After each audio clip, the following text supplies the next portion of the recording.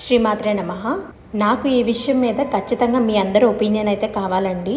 దసరా నవరాత్రులు మొదలైనప్పటి నుంచి అందరూ ఏ రోజు ఎటువంటి రంగు దుస్తులు ధరించాలి, ఎటువంటి ప్రసాదాలు అమ్మవారికి నివేదించాలన్నది చెప్తూనే ఉన్నారు. ఇంకా కరెక్ట్గా చెప్పాలి అంటే ఖచ్చితంగా ఈ రంగు బట్టలే వేసుకోవాలి, ఈ పనే చెయ్యాలి అన్నట్టు చెప్తున్నారు. కానీ అమ్మవారి ఆ రూపం ఎలా వచ్చింది, ఆ రూపానికి వెనక ఉన్న అర్థం ఏమిటి, మనం తెలుసుకోవాల్సిన నీతి ఏంటి అన్నది ఎవ్వరూ అయితే ఎక్స్ప్లెయినే చేయడం లేదండి.